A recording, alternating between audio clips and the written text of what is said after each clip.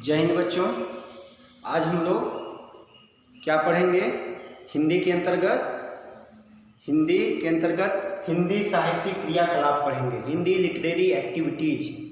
हिंदी साहित्यिक मतलब लिटरेरी, क्रियाकलाप मतलब एक्टिविटी। तो हिंदी लिटरेरी एक्टिविटी HLA, ठीक है। हिंदी साहित्यिक क्रियाकलाप आज हम पढ़ेंगे। सबसे यह CBSE बोर्ड के अंतर्गत, CBSE के तहत आप लोगों के पाठ्यक्रम में रखा गया है। आपको क्यों रखा गया है? आप लोगों के मस्तिष्क का सर्वांगीण विकास होने के लिए, आपके मस्तिष्क का सर्वांगीण विकास होने के लिए यह रखा गया है। कि इसलिए कि आप जो है अपने अंदर की रचनाशीलता, जो आप लोगों के अंदर कुछ करने की जो सृजनात्मकता है, उसे विकसित करने के लिए, ठीक है ना, कि आप कुछ कविता लिख सकें, कविता पाठ कर सकें, निबंध अपने से लिख सकें, कहानी अपने से लिख सकें, निबंध प्रतियोगिता में हिस्सा ले सकें। जो हिंदी भाषा के अंतर्गत जो भी गतिविधियां होती हैं, जो भी क्रियाकलाप होते हैं, उसमें आप भागीदारी निभाएं, आप बढ़ चढ़ कर हिस्सा लें, जिससे आपके अंदर भाषा में आप निपुणता हासिल कर सकें। इसी कारण से यह आपके पाठ्यक्रम में रखा गया है, ठीक है। तो इसलिए आज मैं इसमें सबसे पहले मैं बताऊंगा भाषा कौशल के बारे में। हिंदी भाषा कौशल के बारे में मैं बताऊंगा। इसकी शुरुआत मैं यहीं से करूंगा। हिंदी भाषा के 4 कौशल होते हैं। देखिए ये 4 कौशल कौन कौन से होते हैं? सबसे पहले कौन सा कौशल होता है? आइए, नंबर 1 क्या होता है? सुनना। क्या बताया? सुनना। नंबर 2 क्या होता है? दूसरा भाषा कौशल बोलना। क्या बताया? बोलना। तीसरा क्या होता है? पढ़ना। तीसरा भाषा कौशल क्या बताया हमने? पढ़ना। चौथा क्या होता है? चौथा भाषा कौशल क्या होता है? लिखना। क्या बताया हमने? लिखना, ठीक है।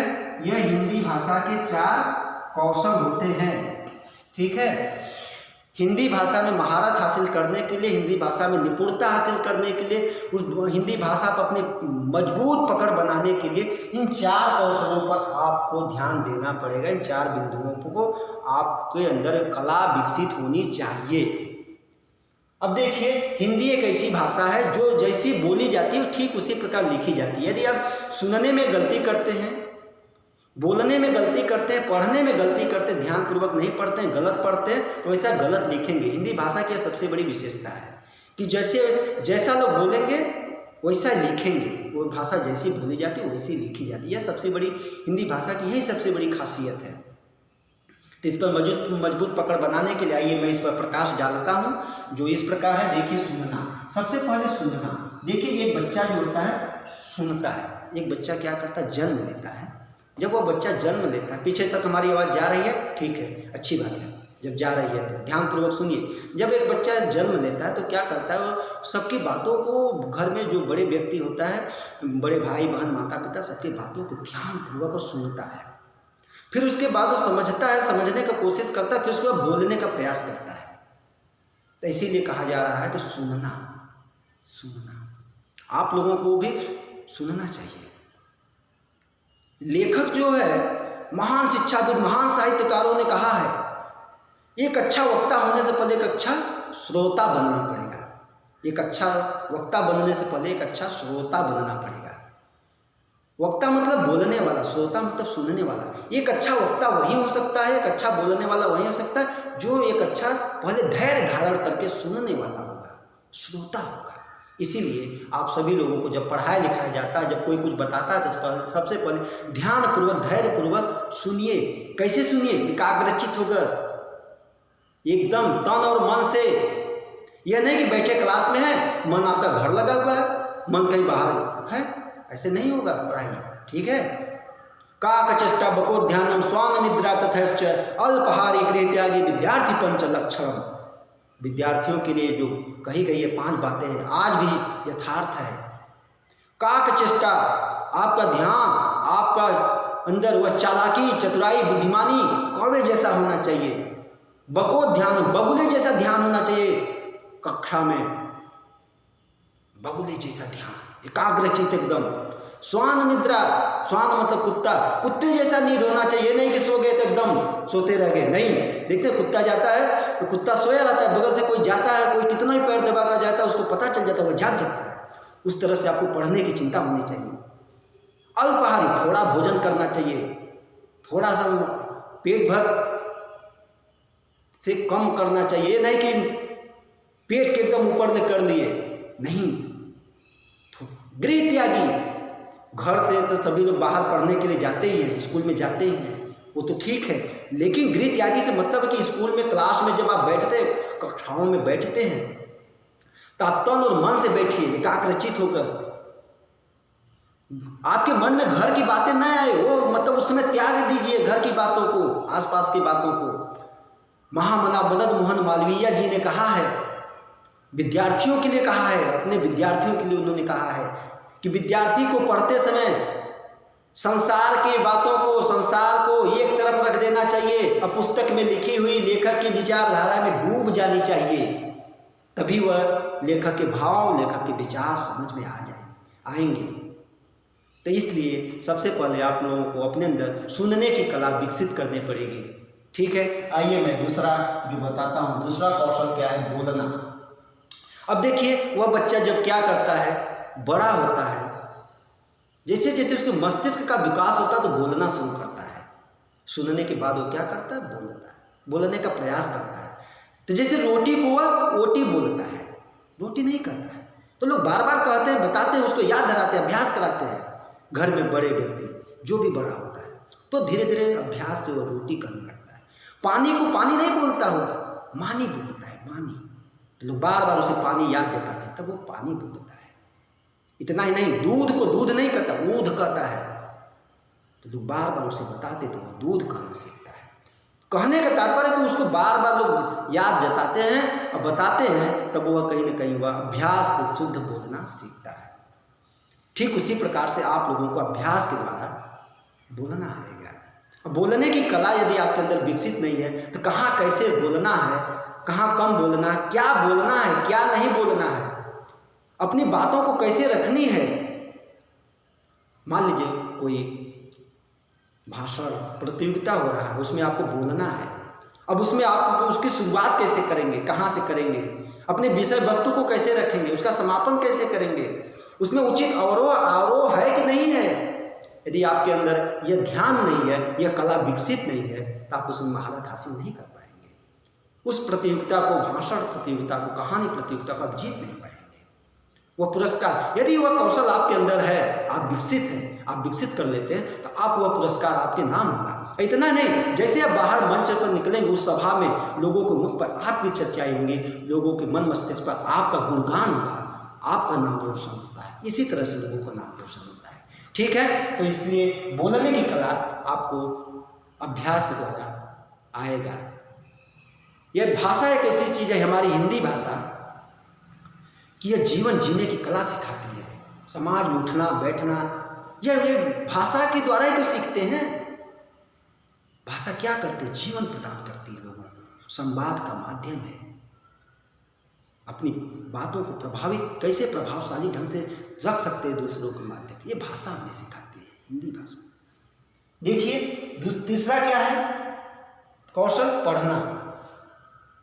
हिंदी भाषा का तीसरा कौशल पढ़ना। अब देखिए, पढ़ना किस पर आधारित है? बोलना पर। बोलना किस पर आधारित है? सुनने पर। अब पढ़ना, जब बच्चा, वह छोटा बच्चा जो जन्म लेता है, अब बोलना सुनना शुरू करता है, पहले सुनता है, फिर उसका समझता है, फिर बोलता है, फिर उसका पढ़ना। इसीलिए मैं कहता हूँ सुनिए, गुनिए, तब बोलिए। ध्यानपूर्वक सुनिए, गुनिए, गुनना मतलब समझना, उसके बाद बोलिए। अब देखिए, पढ़ने की बात जब आती है तो पढ़ना क्या है? आप जब पढ़ते हैं तो शुद्ध पढ़िए, ध्यानपूर्वक पढ़िए। उस बच्चे को पढ़ाया जाता है। जब वो बच्चा बड़ा होता है, बोलना शुरू हो जाता है, कर देता, तो लोग क्या करते हैं? घर में उसे सिखाते हैं, वर्णमाला सिखाते हैं ना, हिंदी का वर्णमाला, अंग्रेजी का अल्फ़ाबेट का, गिनती, पहाड़ा, जैसे 1 2 3 4 5 6 7 8 9 10। ठीक, हिंदी में, अंग्रेजी में वही चीज़ लोग सिखाते हैं। 1 2 3 4 5 6 7 8 9 10। वही हिंदी में वर्णमाला सिखाते हैं, क ख ग घ अंग। बच्चे को नहीं याद होता है, नहीं पढ़ पाता, तो उसको क्या करते हैं लोग? चित्र दिखाते हैं ना। तो वो चित्र उसके दिमाग में बैठ जाता है। क से कबूतर, ख से खरबूजा, ग से गमला, घ से घड़ी, ह से अंग। वो चित्र दिखा दिखा कर उससे क्या होता है, बच्चे के दिमाग में बैठ जाता है। उसी प्रकार A for apple, B for ball, C for cat, D for dog. तो बच्चे को चित्र देखकर वो समझ में आ जाता है। तो इसीलिए जब वो बच्चा धीरे धीरे क्या होता है, वर्णमालाओं को सीख जाता है, तब क्या करते हैं, उस वर्णमालाओं को जोड़कर लोग पढ़ाना सिखाते हैं, शब्द बनाना, शब्दों को पढ़ाना। अब देखिए घर में यदि लोग पढ़े लिखे होते हैं तो घर में ही लोग बताते हैं, पढ़ाते हैं लोग। नहीं, यदि घर में पढ़े लिखे नहीं रहते तो लोग स्कूल में जाते हैं, अध्यापक और अध्यापिकाएं पढ़ाते लिखाते हैं, पढ़ाते हैं। पहले जब वे पढ़ाते हैं बार बार बच्चों को, तो जैसे वर्णों को जोड़कर बताते हैं। जब बच्चा वर्णमालाओं को सीख जाता है तो कमल, तब 3 वर्णों को जोड़ने पर कमल शब्द बना। इस तरह से शब्दों को बनाना बच्चा सीखता है, उसको बोलना सीखता है। तो धीरे धीरे वह बोलना, कहीं ना कहीं वह क्या करता है, बोलने के साथ साथ वह पढ़ना सीख जाता है। कैसे पढ़ना है, जब हम किताबों को पढ़ना शुरू कर देते हैं तो सीख जाते हैं। तो ठीक उसी प्रकार से आप लोग जब पढ़ते हैं तो ध्यानपूर्वक पढ़िए।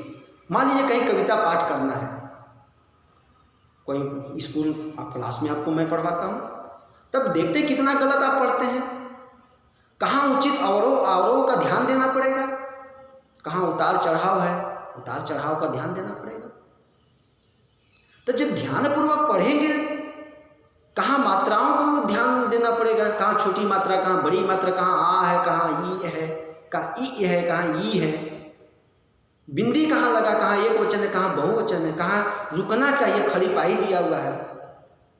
इस तरह से आपको छोटी छोटी चीज़ों पर जो ध्यान देना पड़ेगा, जो मैं आज हिंदी साहित्यिक क्रियाकलाप के अंतर्गत सूक्ष्म से सूक्ष्म चीज़ों पर ध्यान जता रहा हूँ आप लोगों का। यदि आप ध्यान नहीं दे रहे हैं, आगे चलकर क्या होगा, बहुत बड़ा खामियाजा आप लोगों को भुगतना पड़ेगा। आगे जब जो चीज़ें बार बार आपकी आदत में पड़ जाएगा तो वो जल्दी नहीं सुधरेगा। और कैसे सुधरेगा सब, अभ्यास के द्वारा। करत करत अभ्यास के जड़ मत हो सुजान, रसरी आवत जात सील पर पड़त निशान। करत करत अभ्यास के, अभ्यास करते करते क्या है, करत करत करते, अभ्यास करते करते जड़ मति वाला, जड़ बुद्धि वाला व्यक्ति भी, जड़ बुद्धि वाला बालक भी सुजान विद्वान बन जाएगा, बन जाता है। जसरी किस प्रकार, ठीक उसी प्रकार से जिस प्रकार से जसरी आते जाते पत्थर पर, सील मतलब पत्थर पर निशान बन जाता है। अब ये निशान कैसे बनना है, कहाँ से लिया गया है, देखते हैं। सब पहले क्या था, गांव में पानी पीने का साधन जो थे कुएं थे, कुआं था, और कुएं पर लोग पानी खींचने के लिए क्या करते थे, उस कुएं के किनारे पर पत्थर रख देते थे, और पत्थर मोटा पत्थर रख देते थे, पटिया जैसे बड़ा पत्थर, और उसी पर रस्सी को, बाल्टी को रस्सी में फांद कर या बांध कर, और उसी पानी जब कुएं से निकालते थे तो उसी पत्थर के सहारे लोग निकालते थे। और उससे निकालते तो वो रस्सी क्या होता था, पत्थर पर बार बार आते जाते पत्थर पर घिसते घिसते क्या होता है, रस्सी नहीं कटती है बल्कि वो पत्थर घिस जाता है, कट जाता है। तो सोचिए कि जब ये रस्सी जो है, सन की बनी हुई रस्सी जो है पत्थर को काट दे रहा है, उस पर निशान बना दे रहा है, तो उसी प्रकार कवि ने कहा है कि अभ्यास करते करते जड़ बुद्धि का बालक भी विद्वान हो जाएगा। ऐसे वरदराज ने लिखा है, संस्कृत के प्रकांड विद्वान वरदराज ने लघु सिद्धांत कौमुदी की रचना किया है। लघु सिद्धांत कौमुदी व्याकरण की किताब है। इतना ही नहीं, वरदराज ने, वो जड़ बुद्धि के थे, जब वो कुएं पर वैसी निशान को देखते हैं पत्थर पर, तब उनको दिमाग में आता है, जब रस्सी से पत्थर कट सकता है तो मैं अभ्यास करूंगा तो क्यों नहीं होगा। इसीलिए अभ्यास करने की आवश्यकता है आप सभी लोगों को, एक एक लोगों को। पीछे तक हमारी बात सुनाई दे रही है, ठीक है, ध्यानपूर्वक सुनिए। तो देखिए, तो अभ्यास करने की आवश्यकता है। तो पढ़ने के लिए मतलब आपको बार बार अभ्यास करना पड़ेगा शुद्ध उच्चारण के लिए। अब मैंने कहा जैसा बोलेंगे, जैसा पढ़ेंगे, वैसा हिंदी भाषा लिखेंगे। आइए तीसरा क्या है, कौशल लिखना। हिंदी भाषा का तीसरा को चौथा कौशल क्या है, लिखना। ये जो चौथा कौशल लिखना है किस पर आधारित है, पढ़ने पर आधारित है। पढ़ना किस पर आधारित है, बोलने पर। बोलना किस पर आधारित है, सुनने पर। अब देखिए लिखने की कला जो है, अभी 3 कलाओं का मैं बताया, सुनने की कला, बोलने की कला, पढ़ने की कला। अब आइए लिखने की कला। लिखने की कला कितनी महत्वपूर्ण है।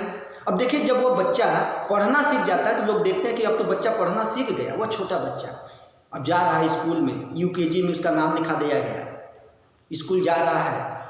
अब उसके अध्यापक और अध्यापिकाएं कलम पकड़ा कर लिखवाते हैं, लेखनी पकड़कर अपने हाथों से लिखना सिखाते हैं।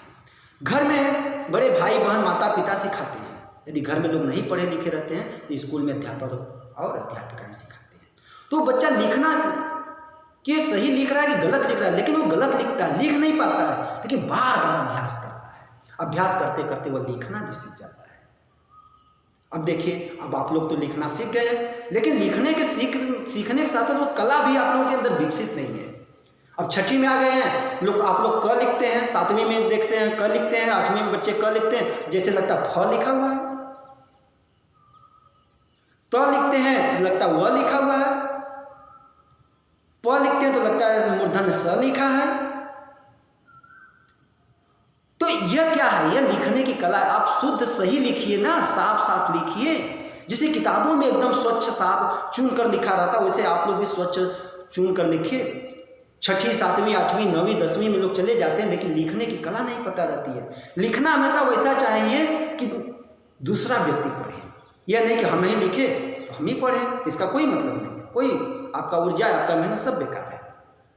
उसी तरह से एग्जाम में परीक्षाओं में आप लिख देंगे तो क्या होता है, जब कॉपी चेक होता है, जो परीक्षक कॉपी चेक करता है तो देखता है उसको समझ में नहीं आता आपने क्या लिखा है, तो क्या करता है कि तो नंबर काट कर 0 कर देता है कि तो 3 नंबर 4 नंबर का 1 नंबर दे दिया।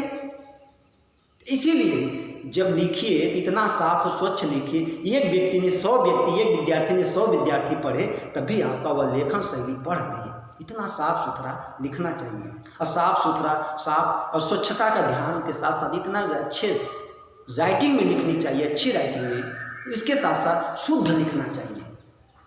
आप लोग बार बार मेरे पर बिंदी नहीं लगाते हैं, लोगों पर बिंदी नहीं लगाते, दोनों पर बिंदी नहीं लगाते, हाय पर बिंदी नहीं लगाते हैं। तो इन सब चीज़ों को मैं बार बार क्यों बताता हूँ? क्योंकि शुद्ध उच्चारण, आप गलत उच्चारण किए हैं, गलत पढ़े हैं, ध्यान नहीं दिए हैं। हिंदी के माथे पर बिंदी है, और हिंदी के माथे पर जब बिंदी हटा देंगे तो वह हिंदी नहीं पढ़ी जाएगी, हिंदी पढ़ी जाएगी। इसीलिए हिंदी भाषा में बिंदी का बहुत महत्वपूर्ण है। इसलिए जब आप लोग लिखते हैं तो शुद्धता पर विशेष ध्यान दीजिए। इतना ही नहीं, जब लिखने की कला आपके अंदर विकसित हो जाएगी तो आप परीक्षाओं में ही नहीं अंक पाएंगे,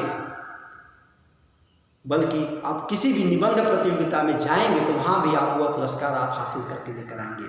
नहीं तो पता लगेगा कि वहाँ भी आप पुरस्कार नहीं पाएंगे। क्यों? क्योंकि वह लिखने की कला आपको पता नहीं है, कहाँ से शुरुआत करना चाहिए, साफ सुथरा लिखें, साफ लिखें कि नहीं लिखे हैं, कैसे बीच में कोटेशन का प्रयोग, विषय वस्तु के बीच बीच में कैसे उक्तियों का प्रयोग होना चाहिए, मुहावरों का कैसे प्रयोग होना चाहिए, कैसे उसका समापन होना चाहिए। यह जब लिखने की कला आपको विकसित होगा तो वह प्रतियोगिता, वह पुरस्कार आपके नाम होगा।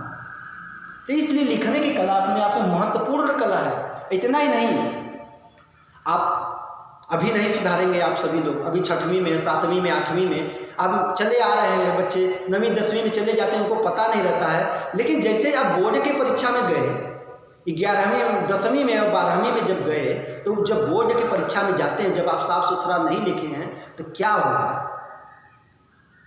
जब एग्जामिनर के पास कॉपी जाता है, परीक्षक के पास, वो जब चेक करता है तो क्या होता है? आपकी अशुद्धता पर, जो अशुद्ध लिखे उस पर नंबर कटता है, अंक कट जाता है। यदि मान लीजिए किसी ने बताया है आपको, वहाँ उस समय कोई बताया, तो आपने 1 साल से सोचिए कि जो 15-16 वर्षों तक जो आदत आपने डाला है, जो आपके अंदर वह आदत पड़ गई है, क्या वह आदत 4 दिन में सुधर जाएगा? नहीं सुधरेगा। आप अपने आदत से मजबूर होकर वहाँ गलत शब्दों को लिख देते हैं। इसीलिए आप लोगों का, बच्चों का दिमाग जो होता है कोरी कागज की तरह होता है। जैसे सफ़ेद कागज पर क्या होता है, जब पहली बार कुछ लिख देते तो छप जाता है, फिर मिटाएंगे नहीं मिटता है। तो ठीक उसी प्रकार से आपके मस्तिष्क रूपी घर में जब पहले बार आप गलत उच्चारण करते हैं, गलत बोलते हैं और गलत पढ़ लेते हैं, तो वह एक बार बैठ जाता है तो उसे निकालना बहुत कठिन काम होता है। इसलिए आप सभी लोग लिखने की जो कला है बहुत महत्वपूर्ण है। यह प्रमाण है, यह साक्ष्य है, यह ठोस प्रमाण है। पहले क्या था? पढ़ने लिखने की कला कैसे पता चला?